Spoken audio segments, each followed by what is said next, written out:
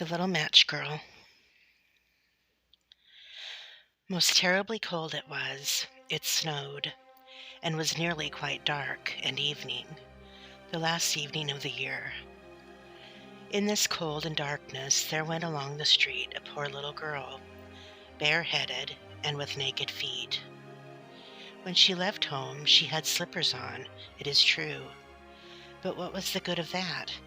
They were very large slippers, which her mother had hitherto worn.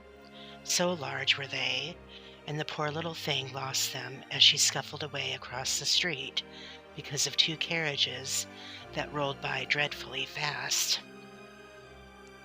One slipper was nowhere to be found.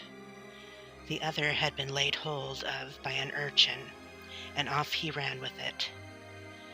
He thought it would do capitally for a cradle when he some day or other should have children himself. So the little maiden walked on with her tiny naked feet that were quite red and blue from cold. She carried a quantity of matches in an old apron, and she held a bundle of them in her hand. Nobody had bought anything of her the whole livelong day. No one had given her a single farthing. She crept along trembling with cold and hunger, a very picture of sorrow, the poor little thing. The flakes of snow covered her long fair hair, which fell in beautiful curls around her neck, but of that, of course, she never once now thought. From all the windows the candles were gleaming, and it smelled so deliciously of roast goose, for you know it was New Year's Eve. Yes, of that she thought. In a corner formed by two houses, of which one advanced more than the other, she seated herself down and cowered together. Her little feet she had drawn up close to her, but she grew colder and colder, and to go home she did not venture, for she had not sold any matches, and could not bring a farthing of money. From her father she would certainly get blows, and at home it was cold too, for above her she had only the roof, through which the wind whistled, even though the largest cracks were stopped up with straw and rags. Her little hands were almost numbed with cold. Oh, a match might afford her a world of comfort, if she only dared take a single one out of the bundle, draw it against the wall, and warmed her fingers by it. She drew one out. Whish! How it blazed, how it burned. It was a warm, bright flame like a candle as she held her hands over it. It was a wonderful light. It seemed really to the little maiden as though she were sitting before a large iron stove, with burnished brass feet and a brass ornament at top. The fire burned with such blessed influence, it warmed so delightfully. The little girl had already stretched out her feet to warm them too, but the small flame went out.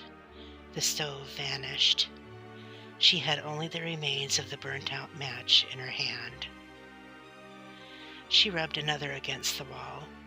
It burned brightly, and where the light fell on the wall, there the wall became transparent like a veil, so that she could see into the room.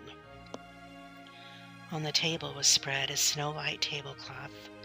Upon it was a splendid porcelain service, and the roast goose was steamingly famously, with its stuffing of apple and dried plums, and what was still more capital to behold was the goose hopped down from the dish, reeled about on the floor with knife and fork in its breast, till it came up to the poor little girl. When the match went out, and nothing but the thick, cold, damp wall was left behind, she lighted another match.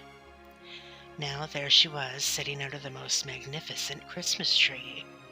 It was still larger and more decorated than the one which she had seen through the glass door in the rich merchant's house.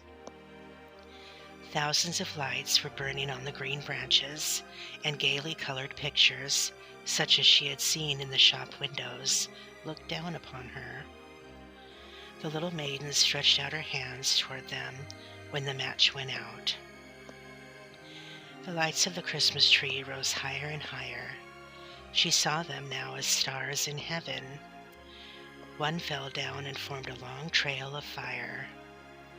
"Someone is just dead," said the little girl. For her old grandmother, the only person who had loved her, and who was now no more, had told her that when a star falls, a soul ascends to God. She drew another match against the wall. It was again light, and in the luster there stood the old grandmother, so bright and radiant, so mild, and with such an expression of love. "Grandmother," cried the little girl, "oh, take me with you. You go away when the match burns out. You vanish like the warm stove, like the delicious roast goose, and like the magnificent Christmas tree." And she rubbed the whole bundle of matches quickly against the wall, for she wanted to be quite sure of keeping her grandmother near her. And the matches gave such a brilliant light that it was brighter than at noonday. Never formerly had the grandmother been so beautiful and so tall. She took the little maiden in her arms, and both flew in brightness and in joy so high, so very high.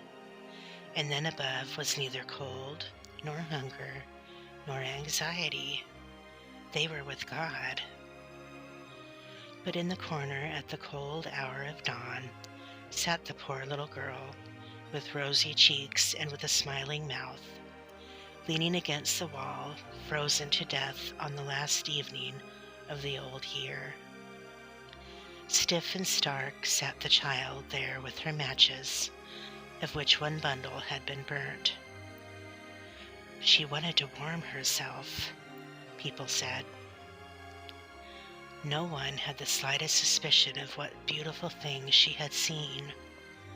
No one even dreamed of the splendor in which with her grandmother she had entered on the joys of a new year.